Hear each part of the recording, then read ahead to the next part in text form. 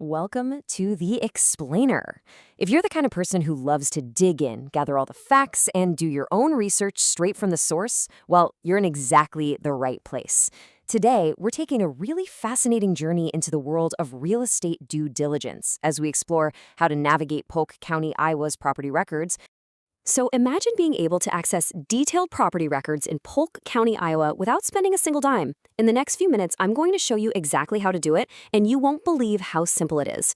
If you've ever tried looking up a property's history, you've probably hit those annoying commercial sites that want to charge you hefty fees. Well, today, we're skipping all that.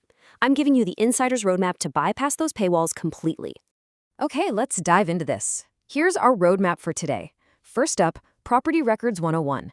Then we'll meet the 4 portals. After that, I'll walk you through a step-by-step access guide. We'll follow that up with some troubleshooting and FAQs, and wrap things up with final tips and disclaimers. All right, Section 1. Property Records 101. Understanding the basics and avoiding the biggest mistake.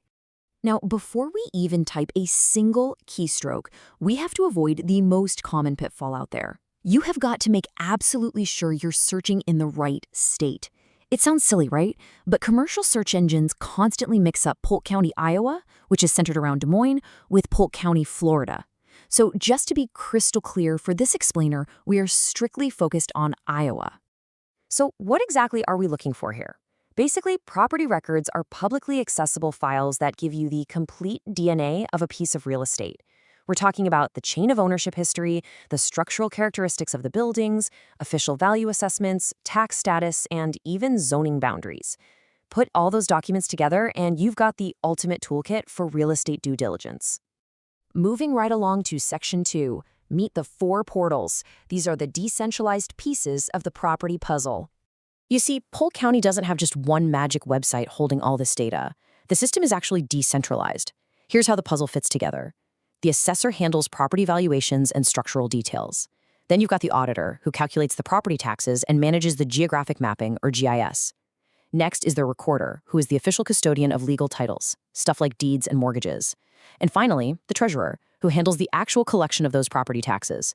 Each department holds a totally different but absolutely crucial piece of the data. Now, a really crucial point here is understanding that these departments operate on very strict statutory timelines, especially the assessor. Valuations are basically a snapshot set on January 1st. And listen, if you disagree with your valuation, you are on a seriously tight clock. Notices go out by April 1st, and you only have a timey window between April 2nd and April 30th to file a formal protest. Knowing this cycle is literally everything if you ever want to appeal your property taxes. Let's move on to Section 3, Step-by-Step Access Guide. This is our synthesized 4-step search methodology. Okay, if you follow this exact 4-step methodology, I can pretty much guarantee you're going to find every single piece of free data available. We always start with the assessor to get our bearings and grab the parcel ID. Then we take that to the auditor for geographic mapping. Third, we hit the recorder for the legal title. And we always finish up with the treasurer for a financial audit. Let's walk through exactly how this looks. Step 1 happens right on the assessor's simple search portal. You actually want to start pretty broad here. The system normalizes addresses, so a great pro tip is to just omit the city and zip code to speed things up. You can also use some cool advanced syntax. Like if you want to search a whole block, just enter a range with 2 dots, like 3000 ... 4000. Or if you aren't totally sure how a street name is spelled, just use the % or an underscore as wildcards. The ultimate goal here is to find that unique parcel ID because that's the golden key that unlocks everything else. Once you have that parcel ID in hand, step 2 is taking it straight to the auditor's real estate atlas. Now, this is a highly interactive geographic information system, basically a giant GIS map. Right here, you can visually confirm the physical boundaries of the parcel. You can check out adjacent right-of-ways, see the tax billing names, and even dig into historical transfer index scans for land divisions that happened before 2005. It's incredibly detailed. For step 3, we take the owner's name over to the recorder's eSearch system, or you can use the statewide Iowa Land Records portal. And what's really amazing about this is that as long as the document was filed in 1992 or later, you can pull the actual official images of deeds, mortgages, and liens. And you can do it instantly, entirely for free, right on your screen. No paywalls. Finally, step 4. This is your financial audit on the treasurer's database. And please, whatever you do, never skip this step. You have to make sure the property is free of outstanding tax debt. In Iowa, taxes are due in 2 installments, September 30th and March 31st. If those dates are missed, a 1.5% monthly penalty kicks in, and the property could literally be sold at the annual tax sale in mid-June. So always check this portal to confirm the financial standing is crystal clear.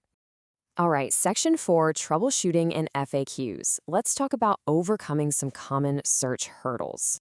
Because let's face it, public databases can be a bit clunky. The number one question we see is, how on earth do I find historical deeds from before January 1st, 1992? Well, the short answer is that those older records just aren't viewable online.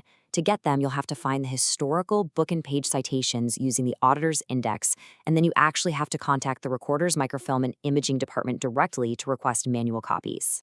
Another super common issue is, what if I can't find an exact address match? Remember those formatting tricks we talked about for the assessor's database? The system assumes a single number is a house number, and a single word is a street name. If a street name is complex or gets misspelled a lot, just replace part of the word with that %sign wildcard to force the system into a broader search. And here's a really fascinating one. You might be wondering, why is the owner's name completely missing from a public deed image? No, it's not a glitch. This is actually due to Iowa's Back the Blue privacy redaction law. Qualifying active and former law enforcement officers, prosecutors, and judges can request their names be redacted from public-facing electronic images for their own safety. So the property details remain public, but the specific name on the image is legally hidden. Okay, moving into our last segment, Section 5, Final Tips and Disclaimers. This is what you need to know before you wrap up your research. First off, while viewing and searching these databases online is completely 100% free, getting official manual copies is not. The Recorder's Office is bound by a statutory fee schedule, so if you need copies printed out in the office, it's 50 cents a page. Need them mailed? That's $1 a page, plus a $5 flat fee if you need it officially certified. And if you want staff to pull and email you digital copies, that'll run you $2 a page. Second, please make sure you're taking advantage of the additional free resources the county provides. The absolute biggest one you need to know about is called Property Check over at the Recorder's Office.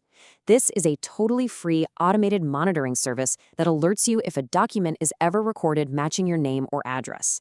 It is a fantastic must-have protection against title fraud. Also, be sure to use the Investigate assessment engine to build comparable sales datasets, especially if you're ever planning to protest your own valuation. And of course, we've got to do the necessary disclaimer. The information and fee structures we've covered today are based on official documentation accurate as of July 2026. But, laws and fees can and do change, so you should always verify these details via official Polk County channels. And remember, while this explainer gives you a great toolkit for doing your own research, you should always consult licensed real estate professionals and attorneys for actual legal or financial guidance.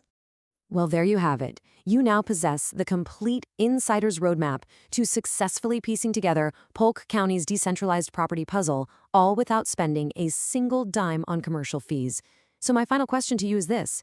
Now that you have all this knowledge right at your fingertips, whose real estate history are you going to investigate first? Thanks for joining me on this explainer, and happy researching.